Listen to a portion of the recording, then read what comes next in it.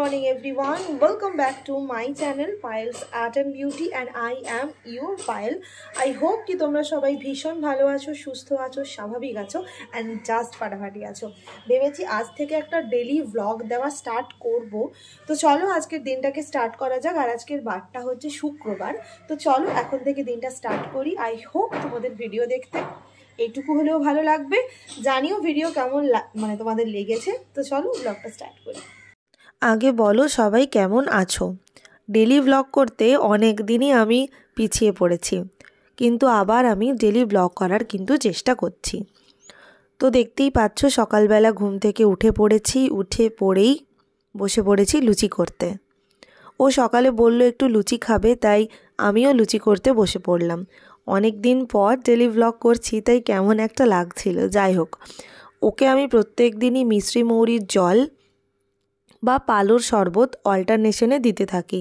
শীতকালে কিন্তু শরীর আমাদের ভীষণ গরম হয়ে যায়, এইসবের থেকে বাঁচার জন্য কিন্তু এগুলো খুবই ইম্পর্ট্যান্ট।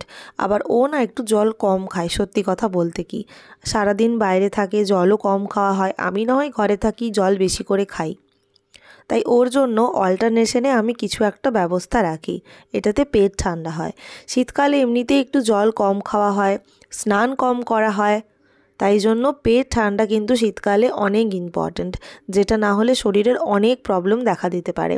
তাই প্রত্যেকের উচিত পেট ঠান্ডা হওয়ার জন্য কিছু একটা খেতে। তোমরা ডাবের জলও কিন্তু খেতে পারো। দেখতেই পেলে এখন লুচি টুচি হচ্ছে, আর বাইরেটা না পুরো পুরো অন্ধকার। তো ও বেরোবে, আর ওর আজকে লাঞ্চ মানে আজকাল ও লাঞ্চটা নিয়ে তারপর বেরোচ্ছে, কিন্তু আজকে ও লাঞ্চটা নিচ্ছে না। তার কারণ হচ্ছে আজকে ওদের ওখানে খাওয়া দাওয়া টাইপ কিছু আছে। আজকাল ও লাঞ্চ নিয়ে বেরোচ্ছে, হ্যাঁ বেরোচ্ছে বলে। আর তো বেরোয় বাবা, আজকের দিনটা বেরোচ্ছে না, বাদ বাকি সকালে উঠে ওকে লাঞ্চ করে দিতে হয়, নিয়েই বেরোয়। আজকের দিনটা বেরোচ্ছে না, ওর বাইরে খাওয়ার কোনো একটা প্ল্যানিং আছে, তাই জন্য। তো বললো সকালবেলা একটু লুচি কর, তাই জন্য আমি এখন লুচি করতে বসছি। জানি না তোমাদের মনে আছে কি না, আমি কিভাবে লুচি করতাম শিলিগুড়িতে। ওখানে তো চাকতি বেলুনও ছিল না, জানো। একটা বেলনি তবে নিয়ে গেছিলাম, চাকতি ছিল না। ওই টাইলসের ওপরে রেখে বেলাবেলি করতাম। বলে না মানুষ এক্সপিরিয়েন্স করতে করতে ঠকতে ঠকতে শেখে, আমি ঠিক সেইভাবেই শিখে গেছি। আর তখন তো আমাদের ইন্ডাকশান ছিল।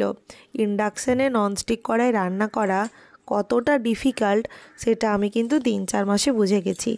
কলকাতা এসে এখন অনেক ভালো আছি, বাবা মাকে দেখতে পাচ্ছি, সবার সাথে আলাপচারিতা হচ্ছে, বাড়ছে ধীরে ধীরে, সবাই কাছাকাছি আছে। দেখো লুচিটা কত সুন্দর ফুলেছে, শেষ লুচিটা। আজকে বাইরের ওয়েদারটা দেখে আমার শিলিগুড়ির কথা প্রচণ্ড মনে পড়ছে, কারণ শিলিগুড়িতেও এই একই রকমভাবে অন্ধকার থাকতো আর ও বেরিয়ে চলে যেত। আমার ওটাই আজকে ভীষণ মনে পড়ছে, যেন শিলিগুড়িতেই রয়েছি। আর এখানে এই যে আমার লুচি ভাজা কমপ্লিট হয়েও গেছে। তো ও তো ঘুগনি দিয়ে লুচি খাবে, কালকে রাতের ঘুগনিটা আছে, ওটা একটু গরম করব। আমি কিন্তু চা দিয়ে লুচি খাবো, অল্প একটু চা করব আর চা দিয়ে লুচি খাবো। এই যে ঘুগনিটা একটু গরম করতে দিলাম, এটা একটু গরম হোক। সত্যি অনেকখানি শিলিগুড়ির কথা মনে হচ্ছিল, কারণ ও শিলিগুড়িতে এরকমই ডিউটি চলে যেত 7টা, 7:30, 8টার দিকে। আর যখন আমি ঘুম থেকে উঠতাম জাস্ট অন্ধকার, আমি দেখতেই পেতাম না কিছু। আজকে সেরকমই ফিল হচ্ছে। তো সন্ধ্যাবেলা আমাদের একটু বেরোনোর আছে বলতে আমাদের একজন শ্বশুরবাড়ির রিলেটিভের আজকে অপারেশন আছে, তো ওকে বৌদিকে দেখতেই যাব। তাই জন্য আমি ঠিক করেছি সকালবেলা সমস্ত রান্না কমপ্লিট করে যাব, কারণ ফিরতে ফিরতে যথারীতি দেখো একটু রাত হয়ে যাবে, এসে আর তখন ইচ্ছে করবে না, তো রান্নাটা আমি সেরেই যাব।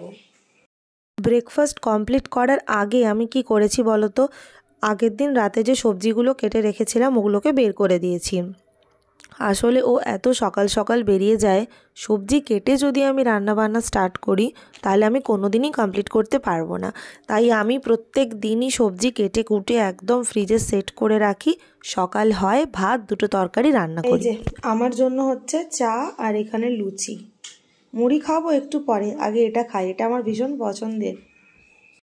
রান্নাটা এই বেলায় সেরে নেব, তাই কড়াই তেল দিয়ে দিয়েছি। তেল দেওয়ার পর প্রথমে ওই ওলকপি আর আলুগুলোকে ভেজে নিচ্ছি। আলুর সাথে ওলকপি মিশিয়ে ভাজা খেতেই আমার একমাত্র ভালো লাগে। মা অনেক সময় বলে ওলকপি আলু নাকি তোমার ওই আলুর দমের মতন করেও ভালো লাগে। আমি কখনো খাইনি, আমার এটাই পছন্দ, আমি এটাই খাই। তোমরা জানিও তো ওলকপি দিয়ে আর কী ধরনের রেসিপি করা পসিবল, তাহলে আমি একবার করে ট্রাই করব। নুন আর অল্প করে হলুদ দিয়েছি ওলকপির মধ্যে, দিয়ে ভালো করে ভেজে নিচ্ছি ওলকপিটাকে আর আলুটাকে। আলুর ভাগ কিন্তু এখানে অনেক কম, ওলকপির ভাগটাই এখানে বেশি। আমাদের বললাম যে ওর আজকেও হচ্ছে অফিসে খাওয়ার একটা ব্যাপার আছে, তো ও খাবে না, চলে গেছে। কিন্তু আমি তো সবজিগুলো কাল রাত থেকেই কেটে দিয়েছিলাম, তাই জন্য আমি রান্নাটা করে নিচ্ছি, কারণ বললাম না সন্ধ্যাবেলা যাবার আমাদের একটু আছে বাইরে। তো এখন ওই ওলকপি আলু ভাজা করব, মাছটার করছি না, আর ওই কাঁচকলা বেগুন আলু দিয়ে একটা সবজি করব, দিয়ে স্নান টান করবো, খাওয়া দাওয়া করবো। আর আমি তো ডালিয়াই খাবো অবভিয়াসলি, আর ও রাতে এসে ভাত খাবে। এই পাচ্ছ গরম গরম ওলকপি আর আলু ভাজা আমার কমপ্লিট। আমার ওলকপি ভাজাটাই খেতে ভালো লাগে।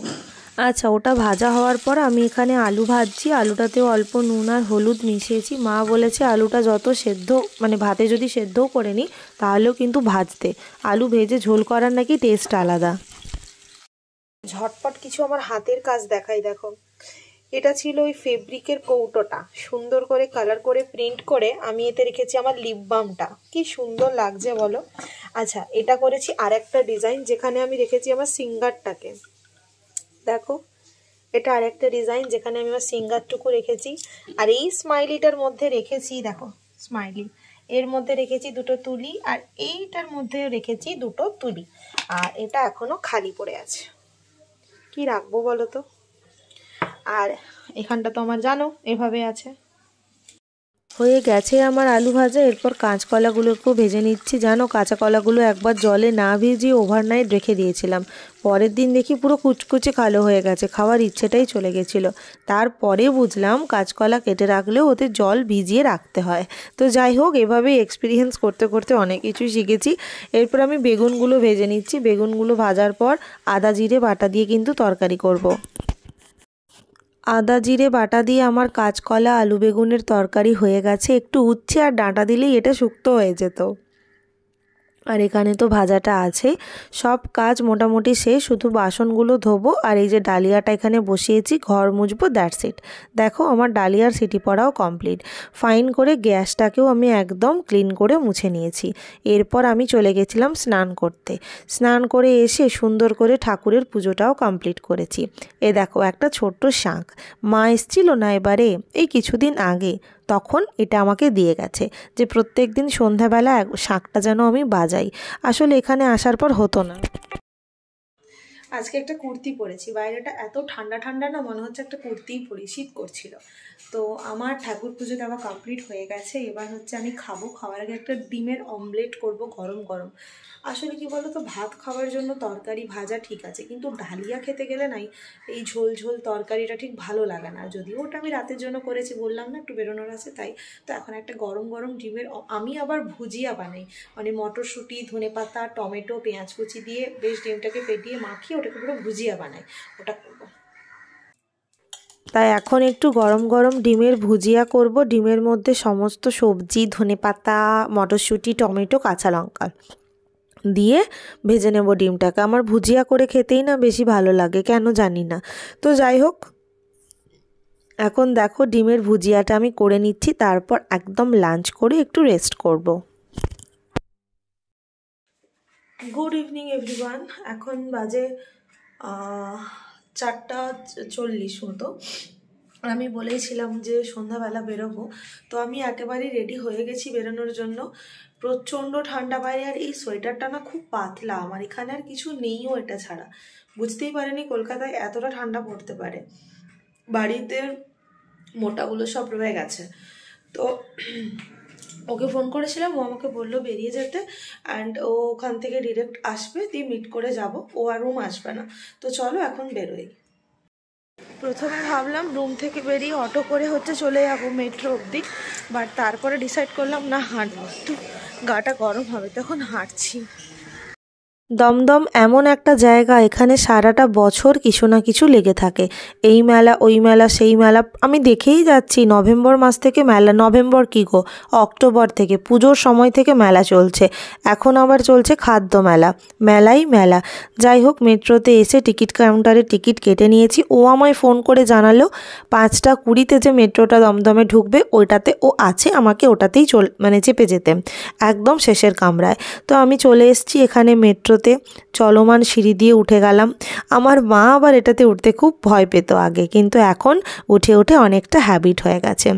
প্রথমবার মেট্রো স্টেশনটাকে এত খালি দেখছি, কোনো দিনও খালি দেখতাম না, লোক পুরো ঘাড়ের উপরে চড়ে দাঁড়িয়ে থাকতো। অফিস টাইমে তো এখানে পা ফেলারই জোগাড় নেই। যাই হোক, অনেক দিন পর খালি দেখলাম। এবার আমি বসে ওয়েট করছি ও কখন আসবে। আর একটার পর একটা মেট্রো হুসহুস করে যেতেই আছে। 10 মিনিটে আমি দেখলাম প্রায় 3 থেকে 4টা মেট্রো গেল। তারপর ও আসার পর ওর সঙ্গে দেখা হয়ে গেল, আর আমরা যাচ্ছি এখন হসপিটালে।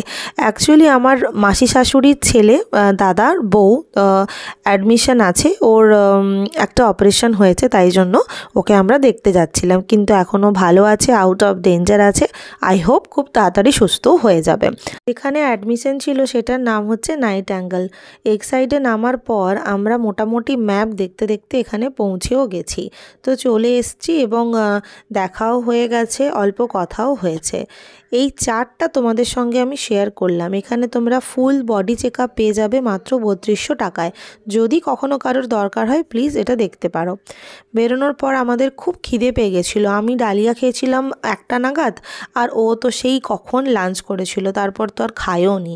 তো তাই জন্য আমরা ভাবলাম দুজন দুটো রোল খাই। তো ও আর আমি একটা করে রোল খেলাম। আর বাঙালি বস, একটু মশলা মুড়ি ছাড়া কি দিন চলে? তাই ও বললো চল আবার একটু মশলা মুড়ি খাবো। ওই খেয়ে দুজনে মিলে বাড়ি চলে এসেছি।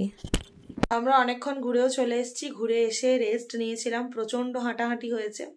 কলকাতার রাস্তায় একটু বেরোলেই অটো কিংবা টোটো পাওয়াটা ভীষণই মুশকিলের একটা ব্যাপার, তো হাঁটতে হয়েছে প্রচুর। ঘুরে এসে আমরা দুজনে ডিনারও করে নিয়েছি। আর আজকের ব্লগটাকে ওইখানে শেষ করছি। মাথায় দিয়েছি তেল, পুরো চটচট করছে তেলটা। আজকাল আমি ওই রোজমেরি অ্যান্টি হেয়ারফল শ্যাম্পু আর তেল এই দুটো ইউজ করছি। তো চলো ব্লগটাকে এখানে এন্ড করছি। যদি কিছু ভালো লেগে থাকে অবশ্যই লাইক কমেন্ট করো, জানিও কেমন লাগছে। খুব তাড়াতাড়ি দেখা হবে পরের আরেকটা নতুন ব্লগ নিয়ে। ততক্ষণের জন্য সবাই টাটা।